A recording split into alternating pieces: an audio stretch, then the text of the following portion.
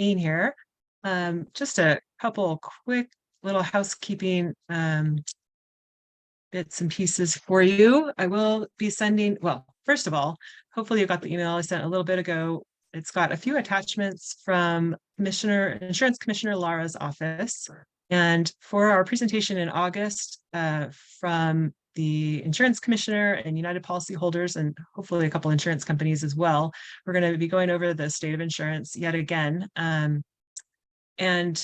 Daria from the commissioner's office requested that I share the information that I sent to you all.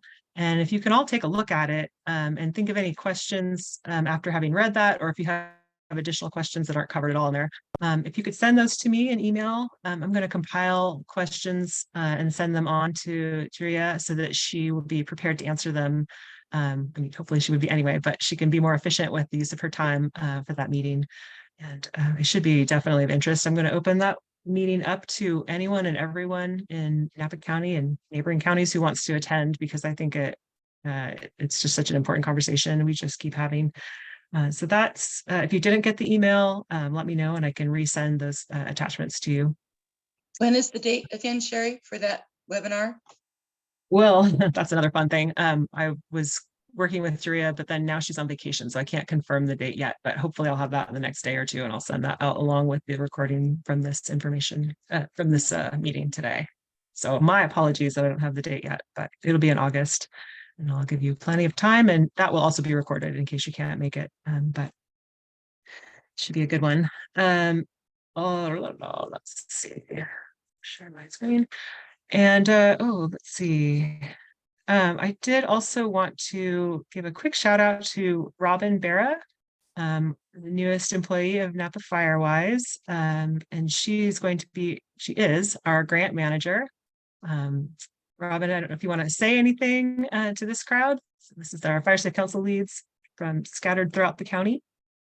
Sure. I'll just say a quick hello. I'm so excited to be here. I'm on day 9 with NCFF, so I have a huge learning curve ahead of me, and I certainly look forward to getting to know you all better. Quick background. I was director over Lake County. That's where I reside currently, and I ran of a nonprofit. I ran several different programs, one of them being a home hardening program, a wildfire defense program, and the county coordinator grant that Sherry's running, I ran for Lake County. So I have a lot of experience working with FSCs. I'm really excited to see what you all are doing here. And maybe as I get more familiar, we can share some tips and tricks and see what our counties can learn from one another. With that, I'll let Sherry take it back over. Nice to meet you all. I look forward to seeing you all around more often. Thank you, Robin. Robin's been seeding a bunch of great ideas of things that they've done in Lake County and things, again, some of the things she just touched on. So I'm very excited to lean on her for some more insights and share information back and forth across the county line. And with that, let me see that one. Here we go. Nope. There's too many screens open. There we are. I think that's the right one. Shoot, maybe it's not. Do you see FSC Leads meeting agenda on your screen at the moment? Yes. Oh, phew. Okay, great. So this could be a fairly short meeting.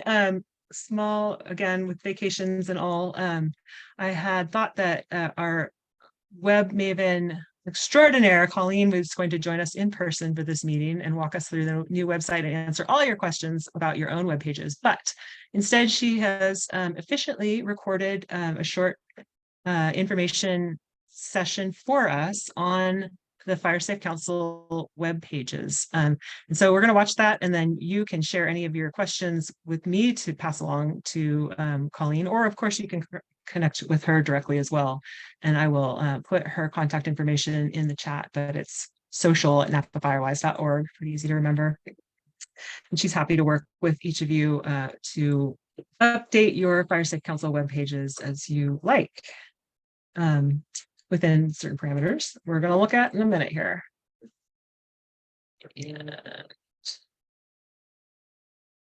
Okay, so we do have a new web website for Napa Firewise. It's actually essentially the same website with a few minor changes. It just looks very different. If any of you have had a chance to take a look at it yet, you will find things are sort of laid out in the same places as they were before, but it looks very different. And hopefully, if you're using your phone or a tablet to look at the website, it looks a lot better, a lot cleaner and easier to navigate. That was really one of the main reasons for the update to the website, in addition to making it fully ADA compliant.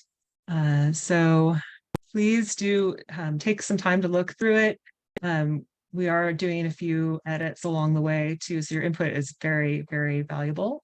And I'm going to play Colleen's video first, and then maybe we can take, at the end of this meeting, we can take a run through the website for anyone who wants to go along, and I can show you where some things are that you may not have found on your own, but very useful parts, pieces of information, and easier to find perhaps now than they were hopefully, but you might need a quick tour of that as well.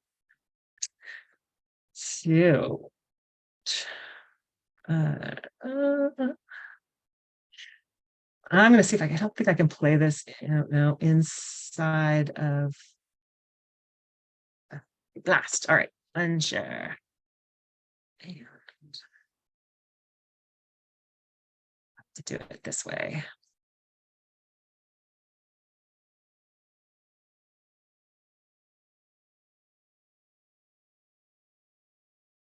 Okay, can you see that full screen now? All right, here's Colleen.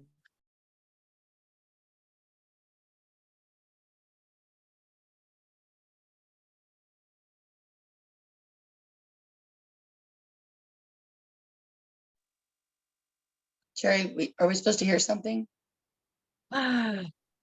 Yes, you're not hearing it? No. Gosh, darn it. Oh, technology, not my friend today. All right, well, let's see. Sherry, when you share your screen, there's probably a little button that says share audio. Like when you click that share screen, a little box should come up on Zoom and it says share audio. I've been in your shoes. And if you don't click that box, the audio won't come through. Thank you. Let's see. All right, let's try that again.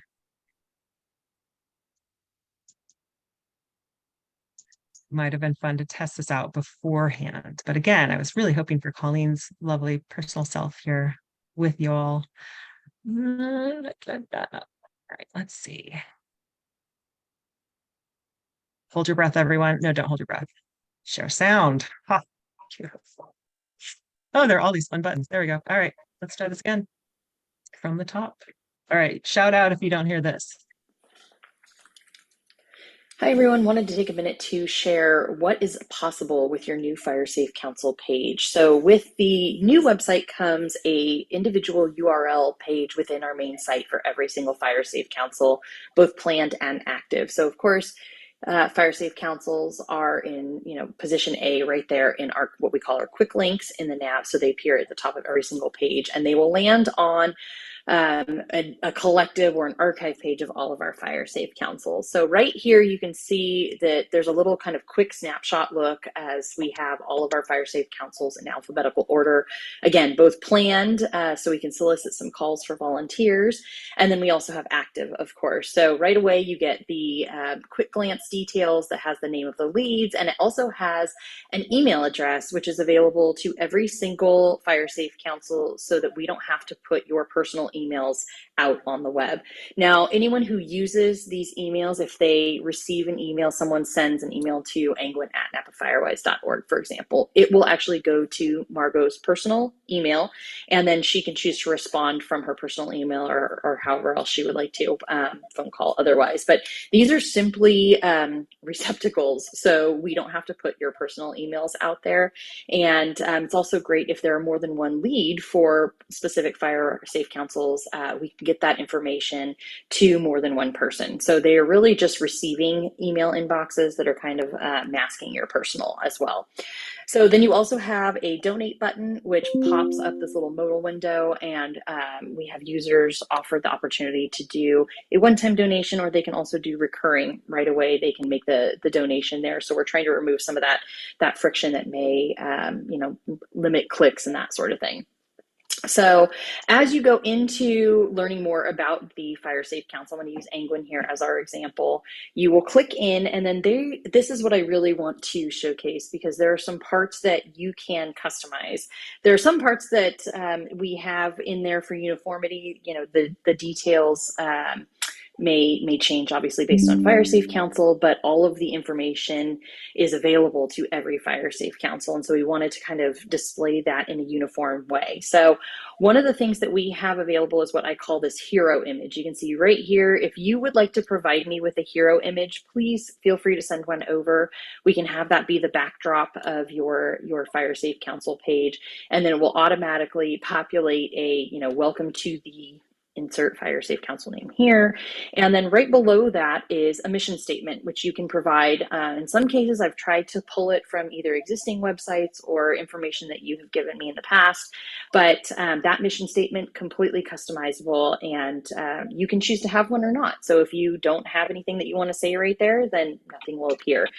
As you scroll down, this is the area that is uniform throughout the Fire Safe Council pages. So every Fire Safe Council page has this stay informed content, this newsletter sign up, as it were. And it's an opportunity to grow the email database that we have going, but it also segments our email database by Fire Safe Council. And so if you ever need to send out an email, you can say, hey, Colleen, can you get me a list of all of my Fire Safe Council members? And I can pull that list because they've been tagged appropriately as a resident of your neighborhood, your Fire Safe Council.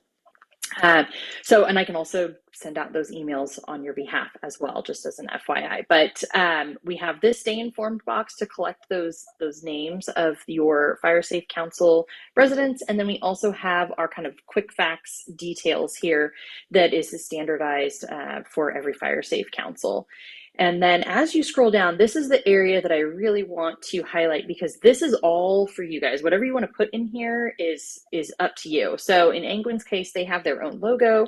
So we will include that logo right there. And then I've just taken different portions of their existing website and popped them in here as best I can. So again, completely customizable. We can change the layout if you want to have some columns in this area. If you want to have different things like that, just let me know. I usually try and just use my best judgment, what I think will look best when the user is taking in the data or the information, to make it a little bit more manageable, a little more digestible. So as you scroll down, you can see that, and I've tried to do this for most every Fire Safe Council, although not every Fire Safe Council has the data to populate these fields, but there's a latest news section, and then there's an upcoming events section. And what this is doing is pulling from our greater news page, all of our, what we might call blog articles or news articles. They are getting tagged with an appropriate Fire Safe Council when applicable. And so you can see right here that on the Angwin page, that is pulling all of the filtered news posts that have been tagged as Angwin.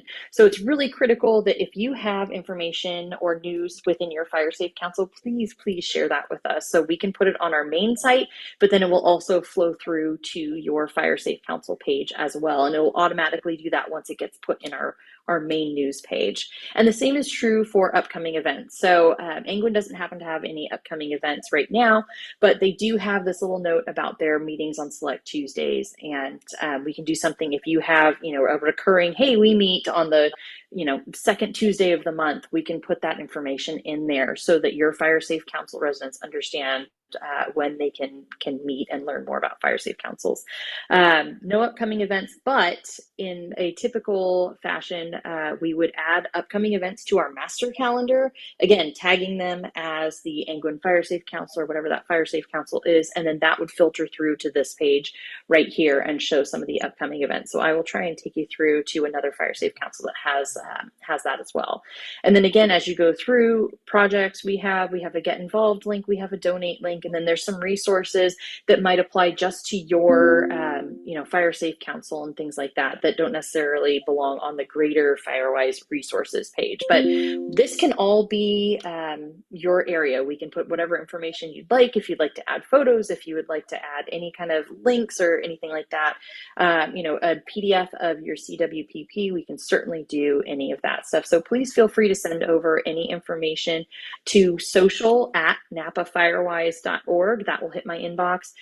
You can also, if it's easier, you can use support@clcreative.com. Both of those will hit either my inbox, my team's inbox, and we will get those updates made for you.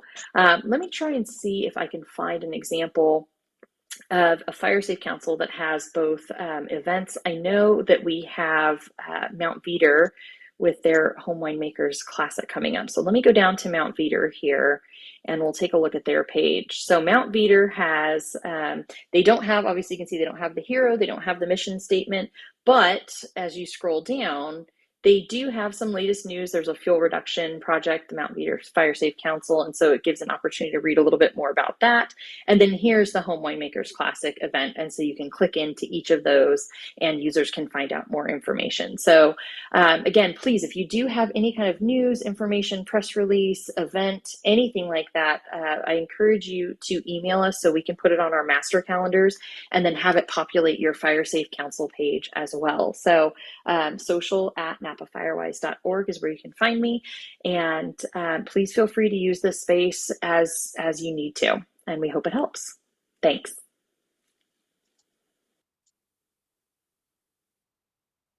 So there you go. I hope you could all hear that okay. Thumbs up. Okay, phew. That's great. And to have a quick poll, Jonathan, can you launch that or do I need to do that? Okay, I'll do it. You can do it. All right, so I put up a poll for you just about our website. There's a question in there about the newsletter. It has not gone out yet, but it will come out in the next couple of days from July. But you can answer for the June newsletter if you are getting those as well.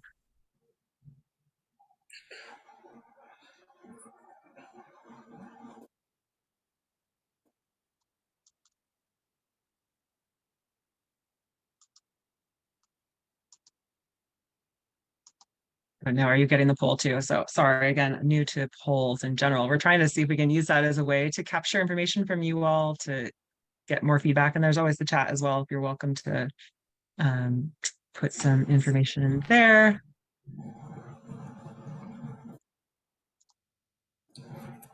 Shit. Is that coming up for anyone?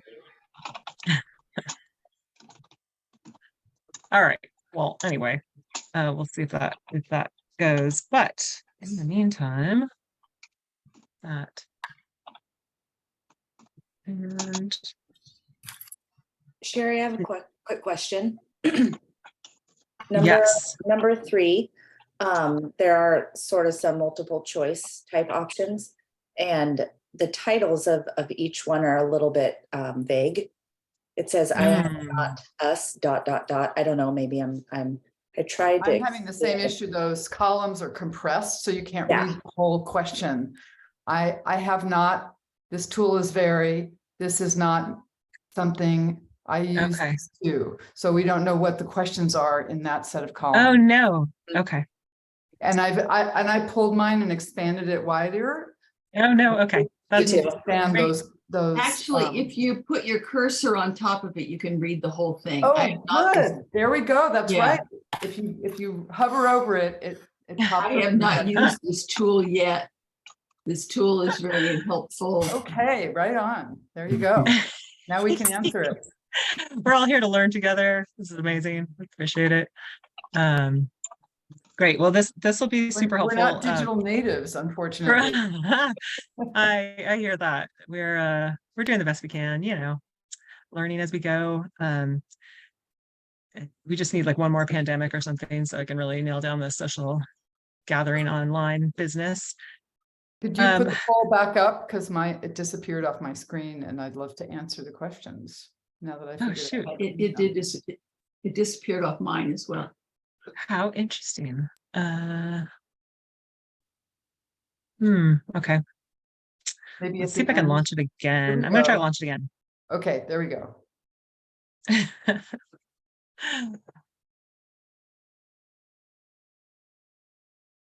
Uh, on my end, I can't see as much of it looking at the poll itself.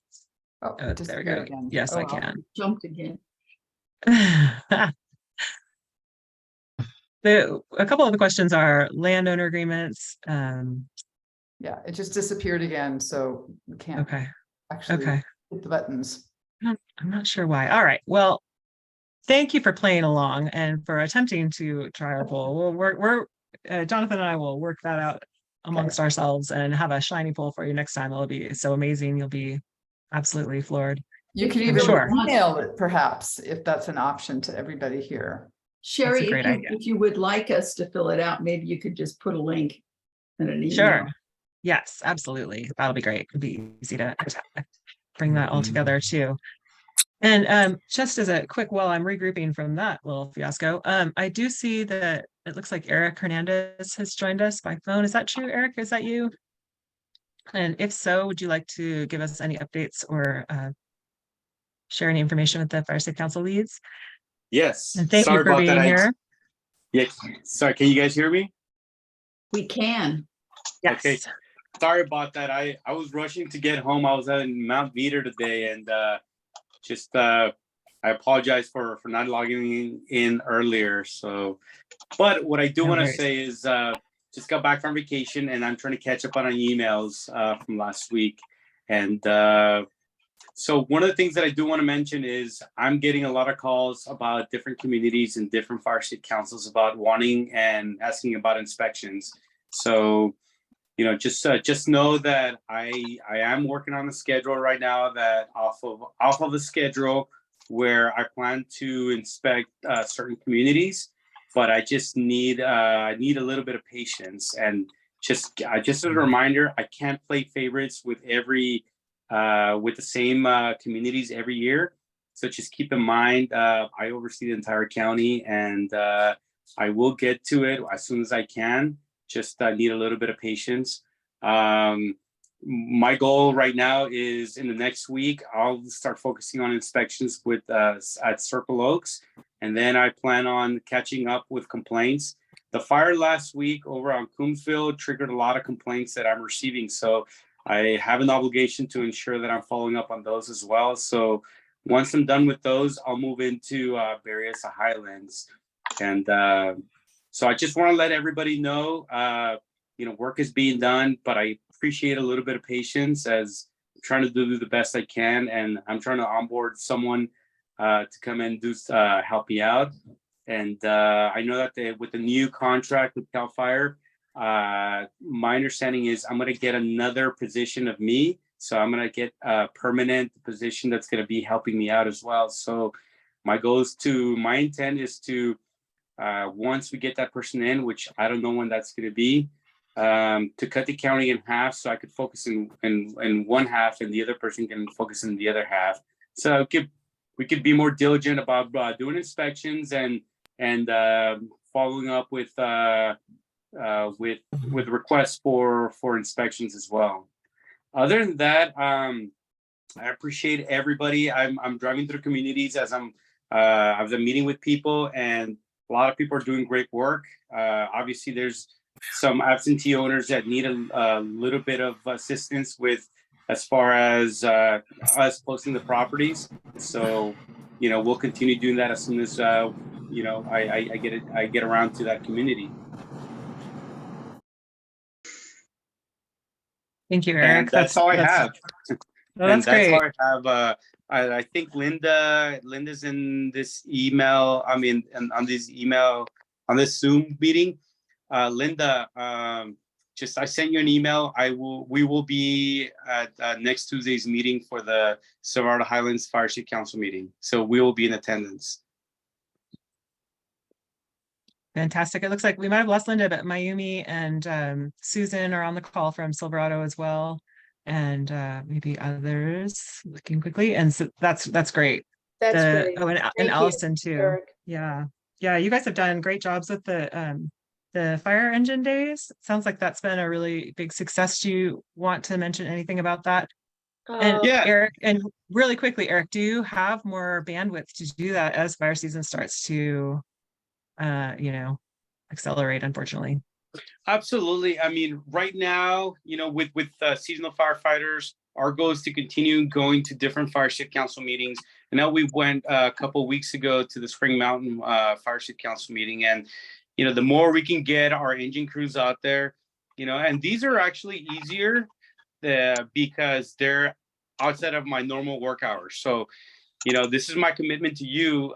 When I go outside of past 5 p.m., that's on my time, and I enjoy it. So I'm not committed to doing inspections. It's more about community engagement, and I want to hear from you, the community. I do know that for certain areas, certain supervisors will be reaching out and hosting certain community-wide meetings as well. And as soon as I get those dates, I'll push them out through you, Sherry, so that we can distribute that information, and so that we can have representation from this Fire Chief Council, and also spread the word of what we're going to be doing within that community. Yeah. Eric, it was terrific to have the 2 engines on St. Andrews and up in Burning Tree Court. We had about 35 homes respond, and we did tours with the 6 CAL FIRE guys. And everybody learned a little bit at each household. Not only did the people that were touring to see, the pros and cons at each household, but also the first responders to know what was in individuals' backyards. So I think it was a learning experience for both the responders as well as our community. And I got nothing but kudos to you guys for coming out and doing our fire engine day.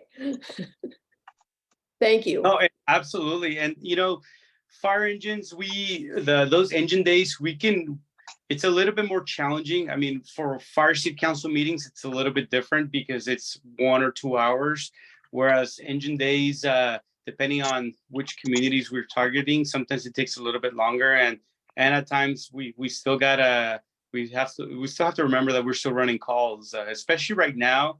It's a little bit more challenging because we're starting to see an increase in fire activity, not just in Napa, but also in the unit itself, in the state. So just keep that in mind. We'll do everything we can to still commit to coming out to the communities, but just keep in mind that at any given point, with the weather, with hotter temperatures and everything starting to dry out, it's going to start getting a little bit busier, not just here in Napa, but throughout the entire state. So again, just a little bit of patience. If we can make it, absolutely. We have that commitment to ensure that we're doing the best we can within our power. But obviously, in the emergency situation, life and safety is a priority. Really appreciate that, Eric. And I don't want to take too much more of your personal time, but do you have any insights from the fires we've seen recently, Coombsville and Pope Valley, and anything you'd like to share with the Fire Safe Council leads? Any inspiring words? Yeah, so I did get a chance to go out to the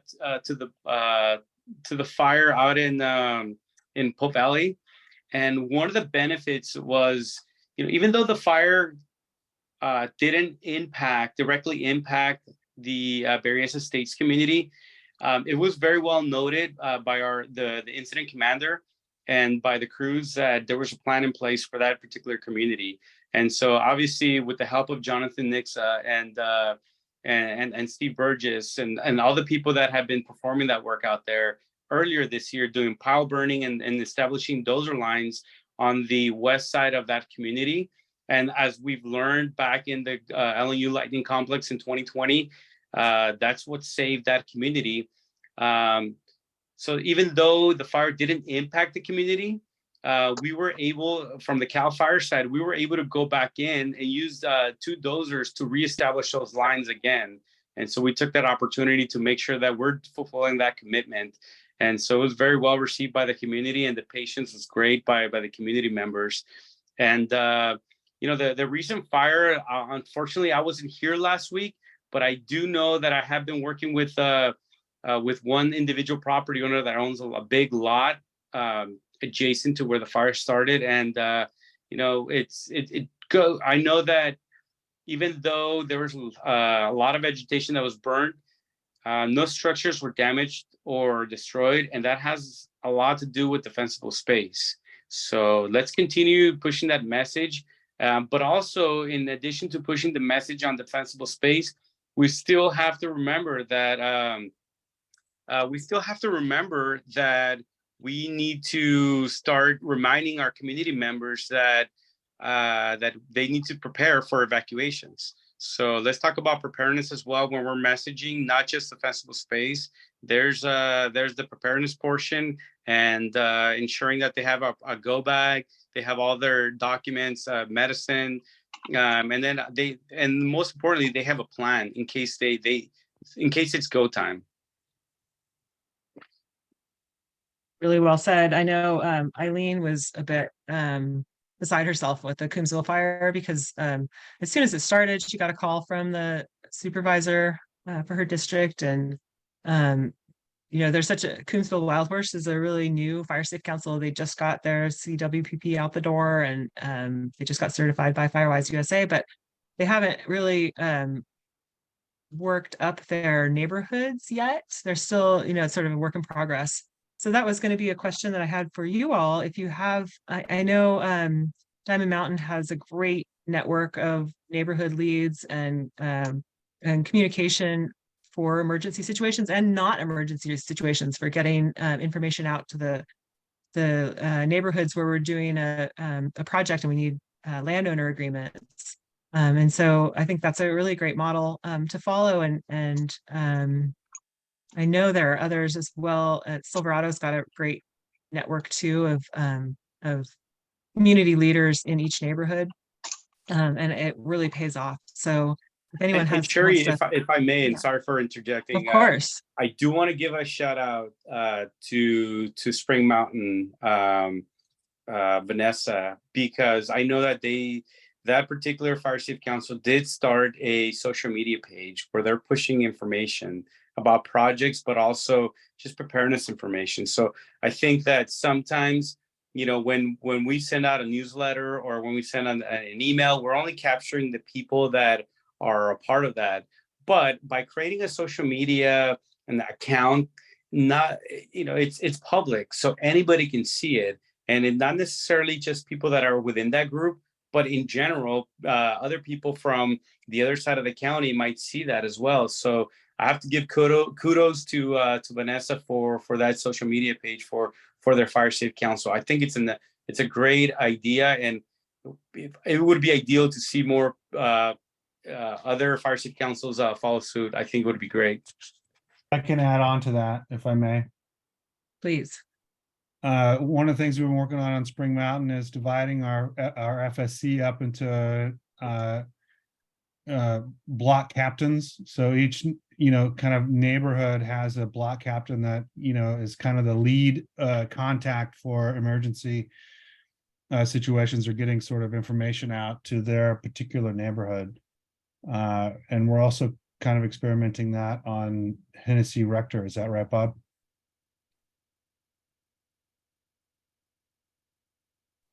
Sorry, Brandon. Yeah, you caught me muted. Yes, we are. We have kind of a communication tree with neighborhood, heads of the nodes of the tree, so that we can get information out and get questions in without overwhelming if I can beat the analogy to or the metaphor to death, the root of the tree.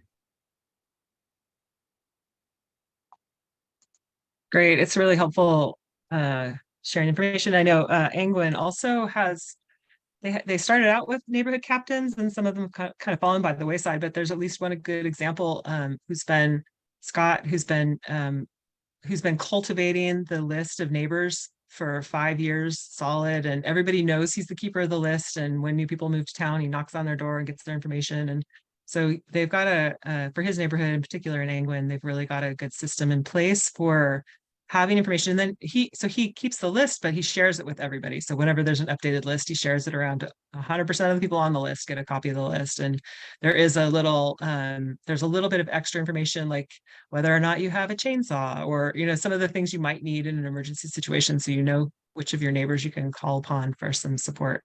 And they do also put gate codes on that list. So that's kind of sensitive information. I know that's up to each individual fire safe council and neighborhood to decide what kinds of information they want to share amongst their neighbors. But in an emergency situation, it's awfully great to have that. I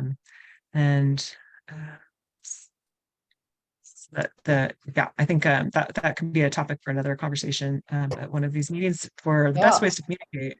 That's really interesting to hear that they share their gate codes, because that's one of our big concerns. We have a ridgeline road, and you could traverse through the whole Diamond Mountain and get in or out in an emergency, except for 3, 4, 5 different locked gates. And we haven't quite approached all of those people to see if they're willing to share, their private gate codes with their neighborhood. But, we're going to work on that. Yeah, it's a mixed bag, I think. It's sensitive information. It's something you want your neighbors to have in an emergency, but maybe not to come and use your pool or whatever. Like, another thing came up, if I may, about gate codes is, particularly when it comes to egress, if there is an egress route through your property and it requires a gate code, what happens when the power's out? Can your gate be opened manually, or what do you do? That came up in our conversation last night. Do you want me to answer that? That's a big question. Please do. Okay, Yes. So the short answer is yes. So there is a manual mechanism. If obviously it's an electric gate, there's a manual mechanism where you could actually, as first responders, we can actually, activate manually activate the gate so that it actually opens. So there's an emergency override mechanism built in that we commonly use. Right. The way that I look at it is the hydraulic nut, right? I'm sorry? The hydraulic nut is correct. Yeah. Correct. But Now, most the other people don't thing know. is there is a code requirement that, as soon as you lose power, so if the idea is if you lose power, there should be a 24-hour battery backup, emergency backup. So even though PG&E or the power has been lost, you have a minimum of 24 hours that are powered by these batteries so that we can still utilize that keypad. Now, what I find is majority of the times, some gates are being installed without the required permits. Therefore, you don't have a knock switch. So just knock switch is something that we utilize in the fire department to be able to gain access to a property. So that's something that we notice all the time, and we try to educate the property owners that it's not about the permit, but let's ensure that we have the right infrastructure in case what if it's 2 a.m. and we have to come in and because it's a medical call, right? Not necessarily a fire, but time is of an essence. So we need to make sure that we're actually providing the right infrastructure for those gates.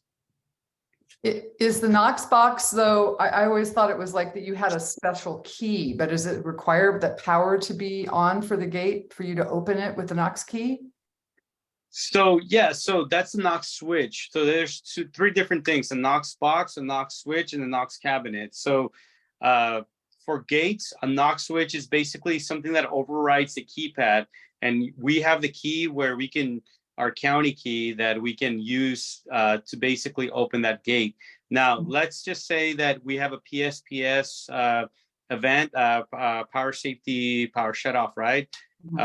Or if there's a mandatory evacuation and we lose power, those if the gate was installed with a battery backup, it should still power it within 24 hours.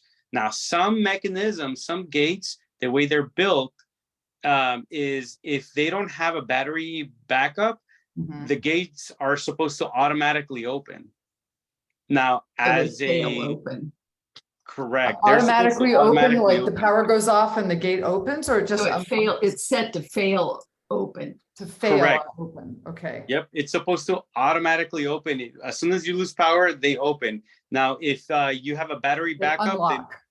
correct. Mhm. And then the third thing is we can override that system by jumping over the fence or, but what I recommend also is, sometimes depending on the fire conditions, it's always best to make sure that we're providing the right infrastructure and we actually have those mechanisms already in place so that, if it's a fast moving wildfire, it's very important to make sure that you have a plan for those gates already in place.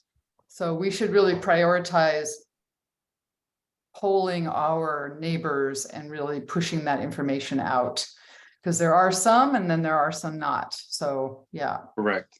And some Correct. people are like, oh, well, we'll just unlock it when when it's an emergency or when we leave, but you can't rely on that.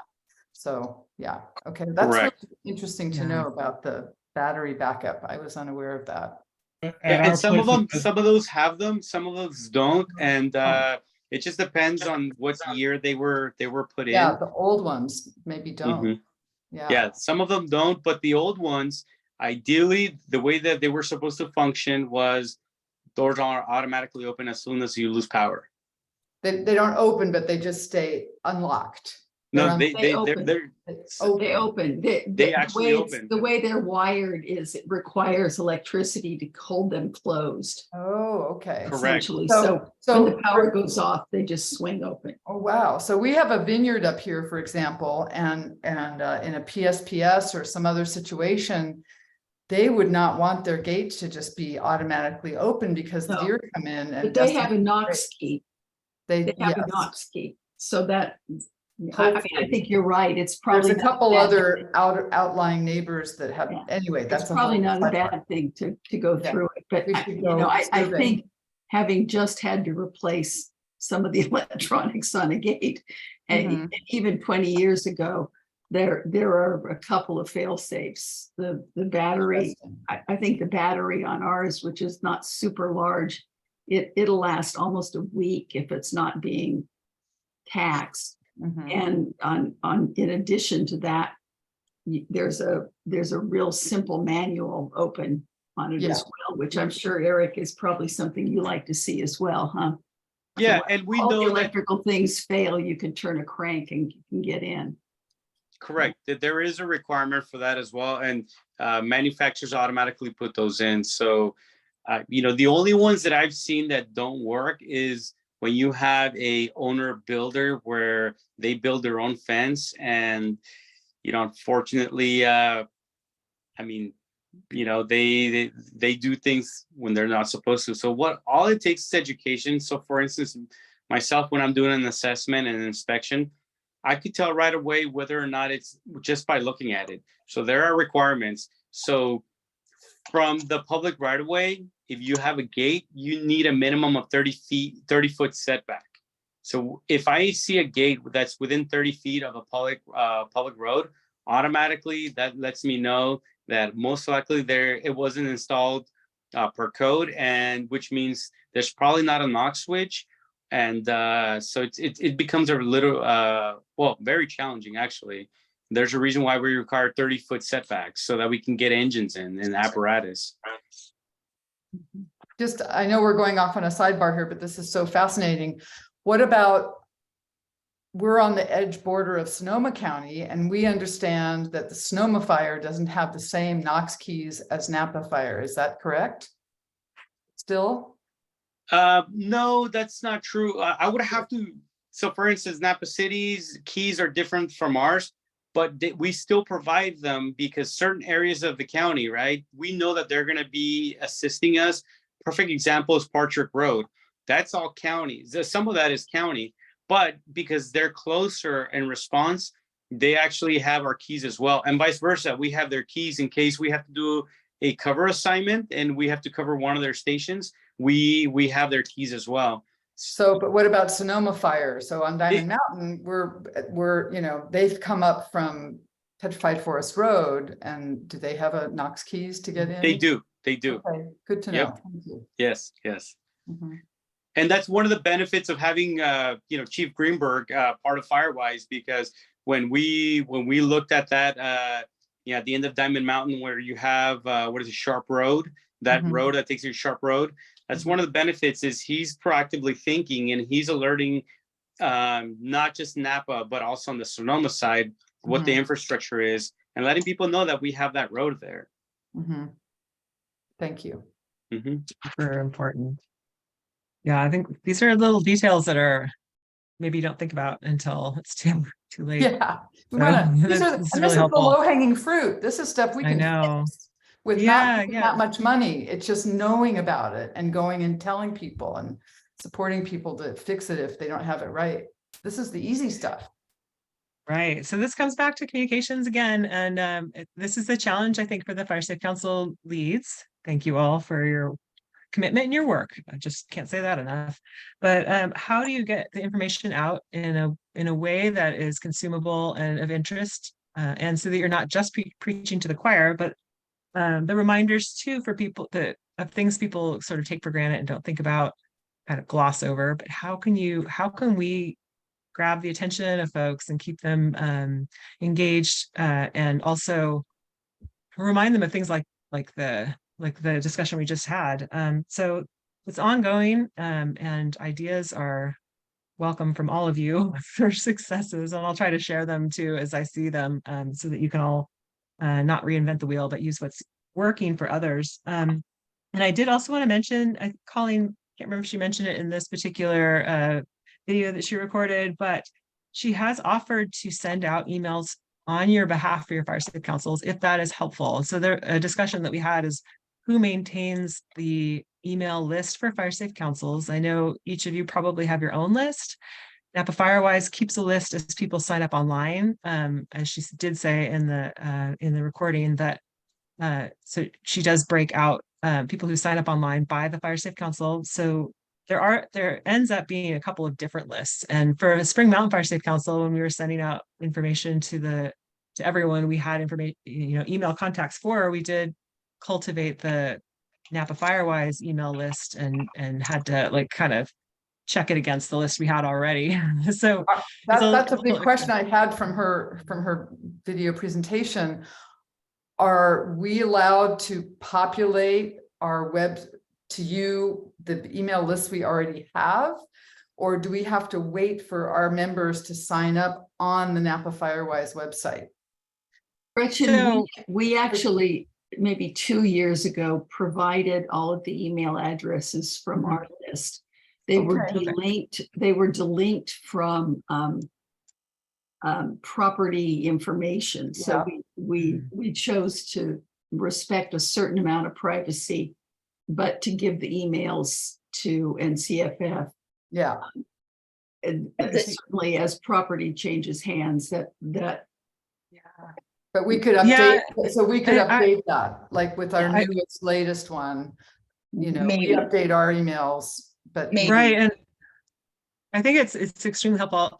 Gretchen's got a comment too on that, but I just wanted to throw out really quickly that I think it would be our preference to be able to be the keeper of all the information, because if we're sending out information to everybody that's appropriate for the whole county, we're only sending it to our email list. And so we're kind of counting on the fire safe councils to share that information, but how do you know who's gotten it and who hasn't? So it becomes kind of this gray area for the larger distribution list, and we welcome people to sign up on our website for our mailing list, and that's great.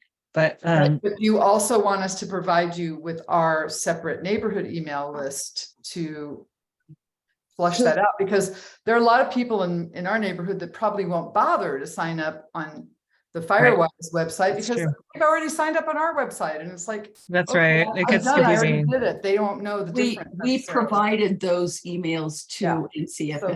So we will continue to update you on that then, basically. Thank you. And then Gretchen, what So in the interest of privacy, our board member, Chris Warner, has always reminded us that state law now is that people must opt in to receive newsletters from us instead of opting out. And so ideally, yes, we would like to have your emails, but it would be better if we had a way to verify that they are allowing us to send emails to them. And so we have that, Colleen already has that functionality built into the website. It defaults to, yes, please send me your newsletter, and you have to unclick it. But I guess, yes, we absolutely would like to have your contact list so that we can do better mailing on your behalf, but also for our newsletter. But we do need to find a way to make sure that those people have given you permission to give it to us. Well, and that's really correct. And because we've also assured our group that we're not selling or sharing this. This is all very confidential. So maybe one way would be to put out a specific communication to our group saying, here's what we'd like to do. We're going to share this with Napa Firewise, or maybe we should say, may I? Here's Napa Firewise's new website. Please go sign up on there. In addition to being part of our group, or ask, get a positive affirmation. Right. May we provide your email to Napa Firewise? Or if you don't want us to, let us know, because a lot of people it's one more thing I don't not want to bother. I know. Okay, so I will only say one more time, Diamond Mountain Fire Safe Council has already done that. But it's not up to date though, is sort of the thing. It's not current. I mean, if we did, we have new emails and new people, coming through. So half a dozen. Reach out to them individually. Half a dozen. I think that's an individual. Okay. All right. Well, anyway, that's now. that's really helpful. Thank you. And the other, on that note, on that same kind of privacy note, Chris Warner has also asked me to pass along to you as a reminder that as Fire Safe Council leads, we have you listed, and I think Colleen mentioned this as well. So for instance, Diamond Mountain at napafirewise.org is going to go to Donnie and Jerry, and maybe it goes to Gretchen too. I'm not quite sure who all that goes to, but it's a alias. So what I would see is the Fire Safe Council lead, I mean, just the general email, and I would send it to you, and you would get that email. All of you that are on that list would get the emails that are addressed to your Fire Safe Council. When you respond, it comes from your personal email because it's just a shell just to get you the information. But by having your information listed on our website, it is a bit of a privacy issue because you are now inviting, or we're inviting on your behalf, people to contact you directly about your Fire Safe Council or whatever else people end up sending you emails for. So it is a little bit of a, it could, you could get scammers or whatever people addressing you. We have via one that more email. layer of protection. We have an admin at diamondmountainfiresafe.org. So we've set up a separate email that comes in, and then anybody who's, interested can respond to it. But there is sort of a yes. Yes. And we, we do try to filter that as best we are able.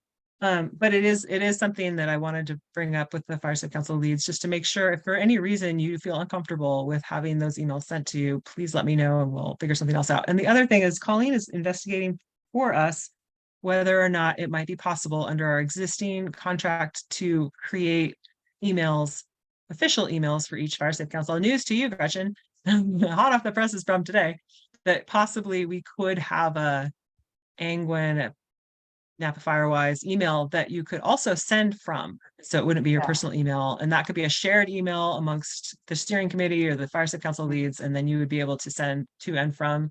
There are issues with that too, having multiple people checking the same email. Did you send an answer to them? It's not perfect, but to be continued. We'll find out whether or not that's in the budget already or something that we could potentially raise funds for if there's interest for that.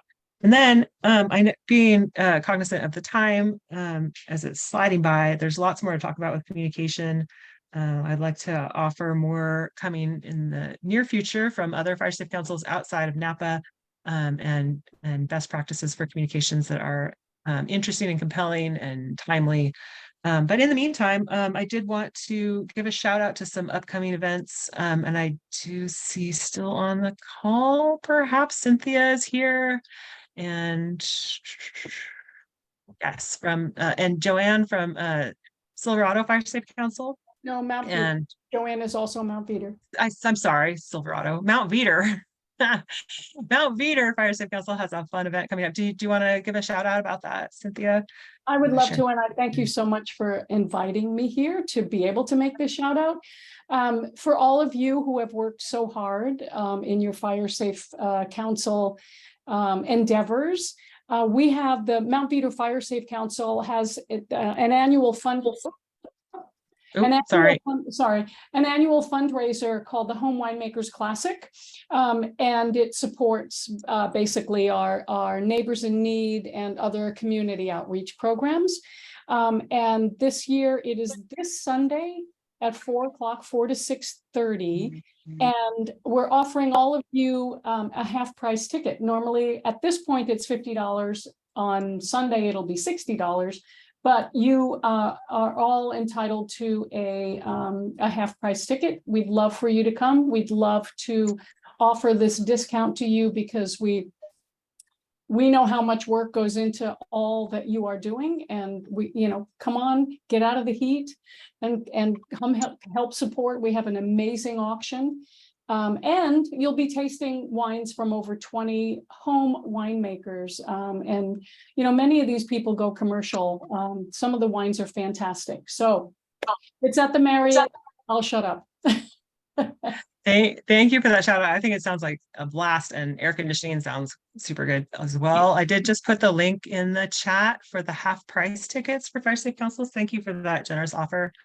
I think that's wonderful, and it'll be third party endorsement here. I haven't been to it for years, and I guess you during COVID didn't have it, but it really is pretty spectacular. I used to judge the wines for many moons ago when it was still linked to the volunteer fire station. Right. But it is a great event, and we have some very talented amateurs in the community. Thank you. Appreciate that.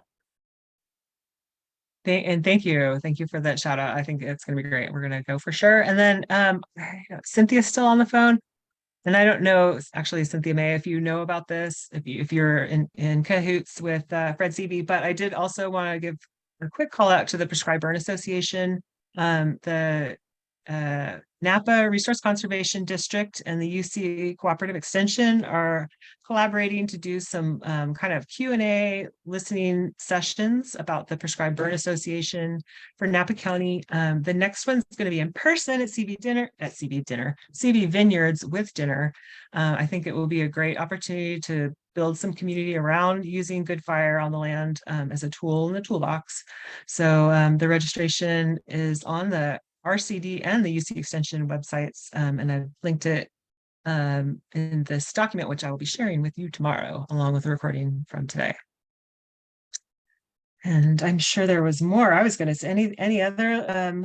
Oh gosh, one more quick ask for those of you whose Fire Safe Councils are already certified by Firewise USA as a Firewise community, and if you have any evidence of insurance discounts that have been offered to yourselves or to Fire Safe Council members they're able to share. We are trying to get kind of an idea of which insurance companies are offering discounts, assuming you still have insurance, and just whether or not that's working. So we have been hearing these stories, and we're trying to collect some of them. So please send those my way as well. And anything else for the good of the order tonight? I have two quick questions. Yes. So, and both of them are kind of wishes, but where do we stand with the FSC property inspector training? That is, well, it's in the works still. We did apply for a grant that would pay for training for, I don't remember how many people we put into that training, maybe 20 people. So that is still a possibility. We should hear in August whether or not we've gotten that grant. In the meantime, there are some options for doing a free training via the California Fire Safe Council in August. And the hope was that we could also, and that potentially either of those trainings would include doing a training on how to use the software that the assessors have been using on the Defensible Space Cost Share Program, which is Fireside software. It's pretty easy. We just purchased some iPads that we would be able to check out to people who've gone through this training and are certified to do the property defensible space inspections. It's not really so much of an inspection as it's more of a like a giving advice about what people can do to make their home more fire safe. We're not a regulatory agency. We don't have the enforcement capacity that Eric has. But Fire Safe Council leads or people in your steering committee or interested members could go through this training and be able to go to people's homes and take a look around and talk to them about what they could do to make their house more safe from wildfire, and then also give them resources. And I mean, I think like a tutorial. Yes. Yeah, I think it's so Yeah. important. It would really, first of all, it would help Eric, who clearly is overwhelmed. Even if we clone him 2 or 3 times, he still will be overwhelmed. And secondly, it's that kind of trusted individual, the idea that it's easier to have your neighbor than a guy in a uniform come Absolutely. out. And especially if you're kind of new to the concept, to walk through it with somebody that you know and have that kind of relationship with.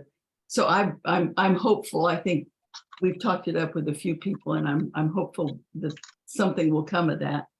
Absolutely. And there has been good interest amongst the fire safe councils in providing these trainings and going through the training too. I think it gives you more confidence as a fire safe council lead or someone who's active with your fire safe council about what these assessments entail. And then what I'm thinking too is it could be like the gateway. Like if someone's very nervous about having CAL FIRE on their property, they could, they go through it with a neighbor, you get the report of the things you can do, maybe you address some of those things, and then you invite Eric and you pass with flying colors, and then you can get the certificate that you meet the county ordinance, and you can share that with your insurance company if you still have one.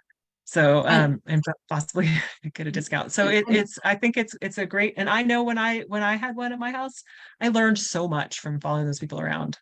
Have I done all the things? Not yet, but it's great to have that checklist too, and to at least know where your weak points are. I agree.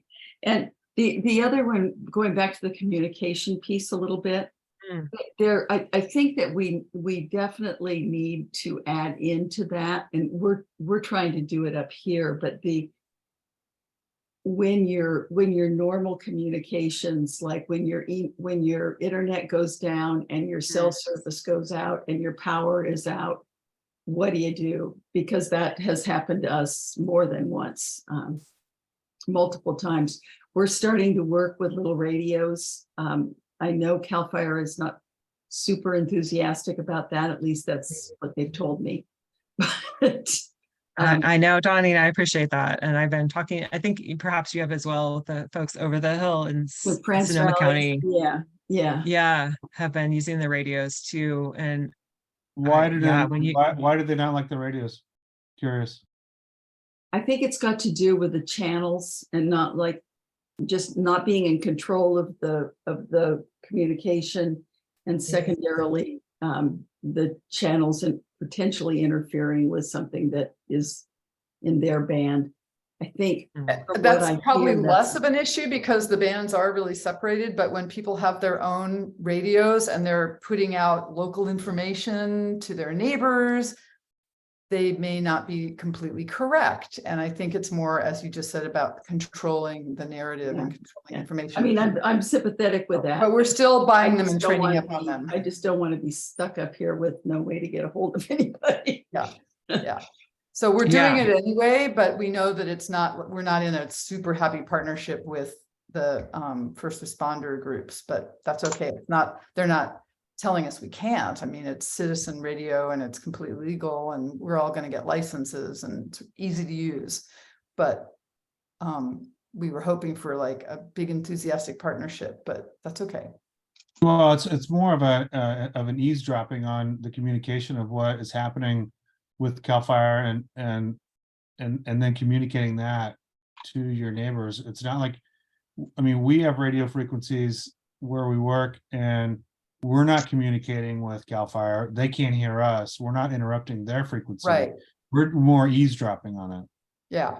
But we do have our own frequency that's, you know, that's been assigned by the FAA that we can communicate with our neighbors and so forth. Right. That's what we're hoping to train ourselves up for. Yeah. Because we are remote, you know, we get, you know, information is harder to get up here in a sense. So. Yeah, yeah, that's a common problem throughout the county. It's a big issue, and to be continued. I can bring in some more people, and Donnie and Gretchen, whatever training you're doing might be helpful to share with me, to share with the group as well. Keep us posted how that's going. Great. Yeah, Knights I do Valley think that's- and the Palisades groups have sort of yeah. active neighborhood groups, and Diamond Mountain, we're slowly kind of organizing ourselves to join in with them and sort of learn from them. Great, that's helpful. Sherry, I have Yeah. a comment about insurance discounts. Oh, please. Yes. Wasn't there a discussion on our Spring Mountain Safety Council meeting about a particular insurance company that if you're a veteran, or if you're a sibling of a veteran, or a spouse of a Yeah. veteran? USAA. Yes, USAA, USAA right. does offer discounts if you're Firewise. They are one of the insurance companies that does offer a discount if you are Firewise certified. I They even went don't back a know. generation, maybe, if your parents were veterans or Yes. something like that? Yes, if your grandparents were, then yes. Oh, there you go. Because my father was in the Air Force, and my kids qualify, at least for now. I don't know, they might get cut off when they're a little bit older and have to join the military I there got a themselves. couple $100 back from Fair Plan. Hey, that's good to know. I hadn't heard Fair Plan on that list. Great. Well, every bit helps, I think, and then I think it's great, and so to be continued. But yes, please, if you do, Donnie, or anyone else would like to share that, if you're comfortable, it can be anonymous if you like, just the name of the insurance company, maybe what the discount is, and then if you're willing to share your name too, that'd be helpful too for follow-up, or not just you, but people in your fire safe council, because it's just a ongoing crisis situation as far as insurance goes. And almost feels like it's moved beyond crisis, like people are just sort of dumbfounded at this point about what to do. Oh gosh, I don't think this didn't make my little list here, but the state responsibility area fire hazard severity zone map did come back around for another rendition. I combed through it and I could not find any changes from what they did for Napa County before. There might be something that I didn't like overlay it and do a super careful look at it. But the comment period is open once again through August 15th, I believe. So I will add that. It's right now to send around as well. If you feel like letting them know what you think about the map, it's still open for debate. Not debate, it's open for comment. And anything else. I really appreciate you all being here and staying over time even. Love connecting with you all.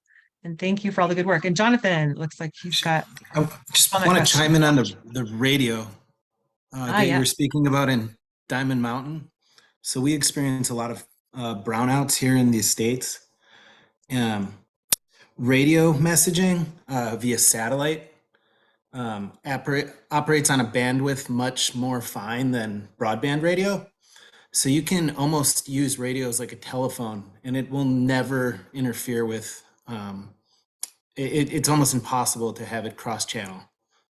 And those companies like Garmin, Iridium, between $400 to $150 for a phone, and it can be a great shared communication tool. Just wanted to put that out there. Yeah, that's what we're working for. Is that considered a satellite phone? Not like we used to think of them. Remember Nextel? Remember that like 15 years ago? It's kind of the polished version of Nextel. Like they ran out of frequencies 15 years ago and they figured it out. We may need to talk a little more. Thank you. Yeah, of course.